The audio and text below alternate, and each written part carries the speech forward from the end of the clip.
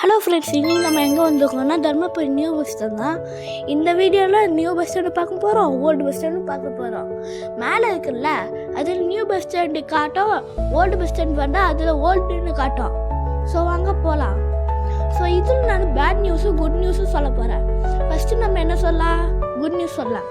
So இது என்னென்னா, bus stand ரொம்ப பெருசாக இருக்கிறதுனால, பஸ்ஸு போகிறதுக்கு ரொம்ப பெரிய இடம் இருக்கிறதுனால பஸ்ஸு சூப்பராக போயிடுது. அதோட நம்ம நிறைய பஸ் அங்கேருந்து வந்து போயிடுதா. அதோட சேலம் தனியாக, வேலூர் தனியாக, அந்த மாதிரியெல்லாம் பிரித்து வச்சுக்கிறாங்க. இதோ இப்போ கூட போகுதுல்ல. அதுக்கப்புறம் இங்கேருந்து தர்மபுரி நியூ பஸ் ஸ்டாண்ட்லேருந்து ஓல்டு பஸ் ஸ்டாண்ட் போகிறதுக்கும் இன்னொரு பஸ் எல்லாம் விட்றாங்க. புது மினி பஸ் எல்லாம் வந்துருக்குது, நான் பார்த்துக்கிறேன். ஸோ இங்கெல்லாம் ஆட்டோ விட்றாங்க, அதனால நம்மளுக்கு கொஞ்சம் வசதியாக இருக்குது. அதோட இது ரொம்ப பெரிய அளவு கட்டிட்டாங்க. பழைய பஸ் ஸ்டாண்டு ஒரு ஏக்கரில் தான் கட்டி முடித்தாங்க, ஆனால் இது 10 ஏக்கரில் கட்டி முடிச்சிருக்கிறாங்க. அதோட இப்போ நான் நடந்துருக்கிற ரோடு பார்த்தாலே தெரியும், அது ரொம்ப 80 அடி நீளம் இருக்குது, 100 அடி நீளம் வச்சாங்க. பழைய பஸ் ஸ்டாண்டில் 50 அடி நீளம் தான் வச்சாங்க, ஆனால் இதில் பெருசாக வச்சுருக்கிறாங்க. இப்படி இந்த பஸ்ஸும் இப்படியே போயிடலாம். அதுதான் இங்கே பாருங்கள், கவர்மெண்ட் பஸ் கூட போகுது. எவ்வளோ பெரிய இடம். இந்த பழைய பஸ் ஸ்டாண்டில் பஸ்ஸு போனாலே அது ரொம்ப சின்னதாக இடம் தான் தெரியும். அதோட இந்த மாதிரி போட்டுக்கிறாங்க, சிமெண்ட் வச்சு எல்லாம் ரொம்ப மெயின்டெனன்ஸ் பண்ணிக்கிறாங்க. அதோட இந்த விஜய் ஸ்கூல்காரங்க தான் இதெல்லாம் பண்ணுறாங்க. இதுதான் பஸ் ஸ்டாண்டு. இதான் எவ்வளோ பெருசு இருக்குது. ஸோ இங்கே இருக்குதுல்ல பச்சை கலர் பஸ்ஸு, அங்கே சேலம் தனியாக இருக்கும், அந்த மாதிரி நிறையா தனியாக இருக்குது.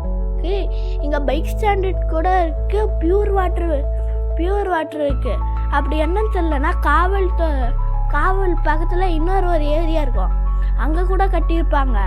அங்கே போய் கேட்டால் நிறையா இப்போ இந்த பஸ்ஸு எந்த டைமுக்கு வரும்னு நம்ம கேட்டால் அது கிடைக்கும். இதோட இதில் சூப்பராக எல்லாம் பெருசாக எல்லாம் பண்ணுறாங்க. பஸ்ஸு திருப்பத்து கூட இருக்குது. ஸோ இங்கே வந்துட்டேன், இதான் ஒரு பெரிய இடம். ஸோ இங்கே பஸ்ஸு நிறுத்தத்துக்கு ஒரு டெம்பரவரியை மட்டும்தான் பண்ணியிருக்கிறாங்க. வாட்டர் பியூரிஃபையர் இருக்குது, எல்லாம் இருக்குது. அதோட இங்கே இன்னும் நான் எதிர்பார்த்த அளவுக்கு மேலே இருக்குது. இதான் இங்கே காயின் போட்டால் தான் வருது. அதோட எல்லாம் எமர்ஜென்சிக்கு கொடுத்து வச்சுக்கிறாங்க. எல்லா பஸ்ஸையும் வருது, ஆனால் பெங்களூருக்கு எல்லாம் போகிறது பஸ் எல்லாம் இங்கே வருது.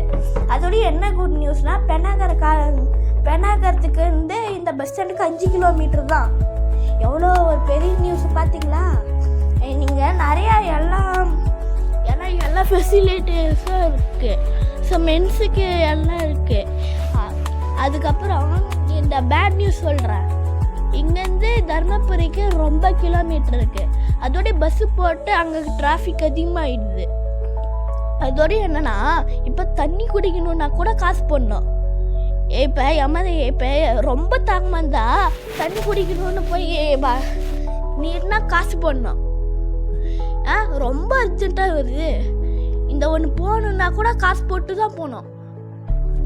அந்த மாதிரி நான் எதிர்பார்த்தேன் நிறைய கடைகள் இருக்கும்னு.